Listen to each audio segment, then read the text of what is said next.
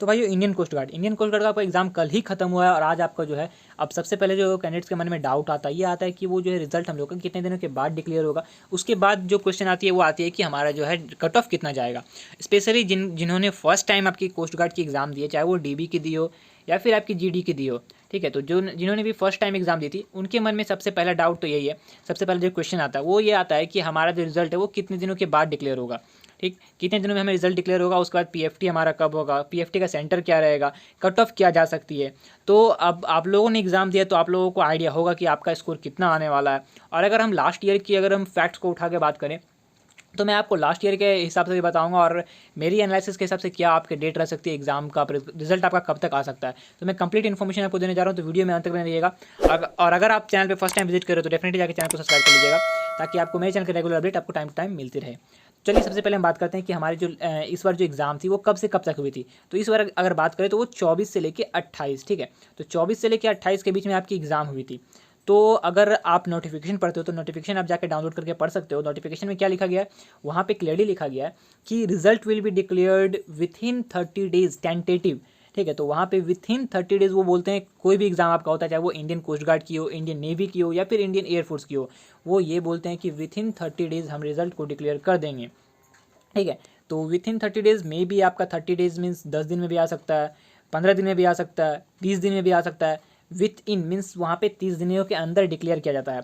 अब आप लोग ये बोल रहे हो कि हमारा एग्ज़ाम तो आपका एयरफोर्स का भी हुआ है, लेकिन एयरफोर्स का तो अभी कोई रिजल्ट का कुछ हमें पता ही नहीं चल रहा है। ऑलरेडी आप लोगों का 30 डेज़ का 60 डेज़ प्लस हो चुकी है, लेकिन रिजल्ट हमारा कुछ भी पता नहीं है। तो क्या यहाँ पे भी वो होगा? जी नहीं गाइस, आपका इंडियन एयरफोर्स एक अलग डिपार्टमेंट है और इंडियन कोस्ट गार्ड एक अलग डिपार्टमेंट है। अब उनका क्या सीन चल रहा है वो जाने। और इंडियन कोस्ट गार्ड की अगर बात करें तो ये बिल्कुल भी टाइम पे आपको, क्योंकि इन्होंने आपको बोला था कि हम सितंबर के मंथ में आपकी एग्ज़ाम लेंगे और बिल्कुल आपका एकदम जो इन्होंने बोला था बिल्कुल उसी टाइम में आपका एग्ज़ाम ले लिया गया। अब इनका अब क्यों टाइम पे आएगा? क्योंकि गाइज इंडियन कोस्ट गार्ड में आपको कम कैंडिडेट्स को बुलाया जाएगा, यहाँ पे कैंडिडेट्स की संख्या कम रहती है। और इंडियन अगर एयरफोर्स की बात करें तो वहाँ पे कैंडिडेट्स काफ़ी ज़्यादा रहते हैं। तो वहाँ पे थोड़ा सा अब जब भीड़ ज़्यादा रहेगा तो थोड़ा सा आपको कैलकुलेट करने में भी थोड़ा सा वो कॉम्प्लेक्स बनता है। तो ठीक, तो उनका कुछ अलग सीन चल रहा है, अभी कुछ एडमिनिस्ट्रेटिव रीजन चल रहा है जिसके कारण कि आपकी एयरफोर्स की रिजल्ट अभी डिले हुई है और उनकी इनरोलमेंट भी डिले है। तो उनकी बात छोड़ दीजिए, अगर इंडियन कोस्ट गार्ड की बात करें तो इंडियन कोस्ट गार्ड बिल्कुल भी जो जैसा आपका टाइम पे हो रहा था बिल्कुल आपका टाइम पे रिजल्ट भी डिक्लेयर होने वाला है।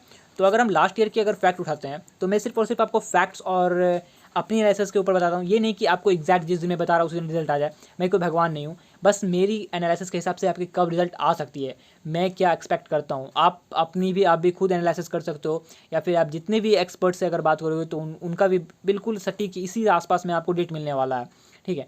तो सबसे पहले हम लास्ट ईयर की बात कर लेते हैं। इस ईयर जाने से पहले हम लास्ट ईयर की बात कर लेते हैं। लास्ट ईयर आपका एग्जाम कब हुआ था और रिजल्ट कब आया था। तो लास्ट ईयर जो आपका शायद एग्जाम स्टार्ट हुआ था वो 21 मार्च से स्टार्ट हुआ था, ठीक है। लास्ट ईयर नहीं, इसी ईयर स्टार्ट हुआ था।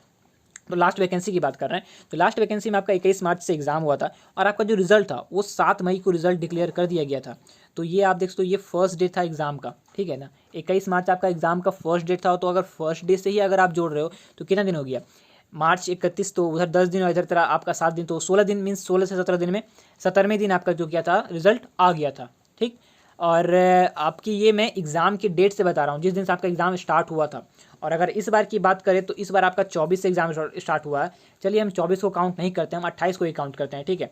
तो हम आपकी एग्ज़ाम की जिस दिन फिनिश हुआ उस दिन से काउंट करते हैं। तो एग्ज़ाम फिनिश हुआ आपका 28 को। तो अब यहाँ से अगर आप काउंट करते हो तो क्या जा सकता है, आपको मैक्सिमम कितने जा सकता है आपका, ये है सितंबर, अक्टूबर अगर हम बात करेंगे तो मैक्सिमम से मैक्सिमम अगर जाएगा तो आपका 15 अक्टूबर जाने वाला है, ठीक है। मीन्स आपको 15 अक्टूबर से पहले आपकी जो रिजल्ट है वो आपको पता चल जाने वाली है। मैक्सिमम मैं बता रहा हूँ 15 अक्टूबर, क्योंकि ऑलरेडी अगर आप 24 से अगर जोड़ते हो तो 24 से ही तो आपका 20 दिन हो जाएगा, ठीक है। तो 30 डेज़ जो इंडियन कोस्ट गार्ड बोल रही है कि 30 डेज़ के अंदर डिक्लेयर कर देंगे, बिल्कुल वो 30 डेज़ के अंदर ही डिक्लेयर करने वाली है, क्योंकि इनका सारा काम जो है वो बिल्कुल टाइम पे होता है।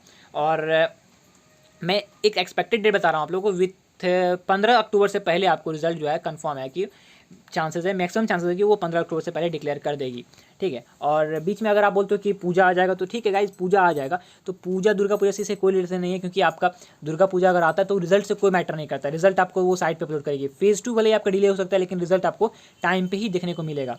और अगर बात करें अब कट ऑफ की, तो लास्ट ईयर की कट ऑफ और इस ईयर की कट ऑफ, लास्ट ईयर से हम कट ऑफ इस ईयर कंपैरिजन नहीं कर सकते, क्योंकि कट ऑफ जो है वो आपकी हर एक ईयर चेंज होते रहती है। अब कट ऑफ डिपेंड करता है कि आपका पेपर क्या था, पेपर आपका कैसा गया, कितने कैंडिडेट्स, मान लीजिए अगर पेपर टफ भी था तो कितने कैंडिडेट्स ने पेपर को अच्छे से सॉल्व किया है। अगर टफ भी पेपर था तो अगर ज़्यादा कैंडिडेट्स ने स्कोर ज़्यादा आ रहा तो कट ऑफ जो है वो हाई जाने वाला है। अगर पेपर आपका ईजी आ रहा फिर भी कम कैंडिडेट्स ने स्कोर किया, मीन्स कैंडिडेट्स बहुत ही कम कैंडिडेट्स भी उसमें स्कोर 40+ ही कर पा रहे हैं, तो कट ऑफ लो जाता है। मेन डिपेंड करता है कि आपका पेपर का लेवल क्या था और कितने कैंडिडेट्स ने कितना अटैम्प्ट में कितने सही बनाए हैं, वो डिपेंड करता है आपकी कट ऑफ डिसाइड करने पे।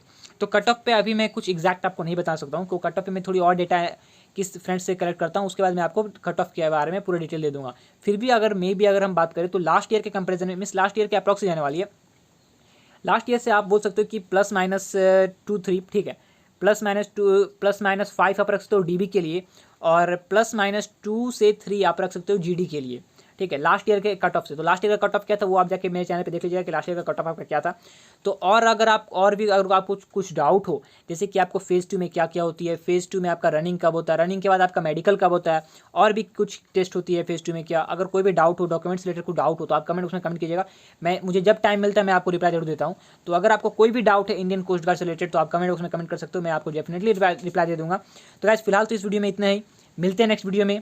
टिल देन, जय हिंद, जय भारत।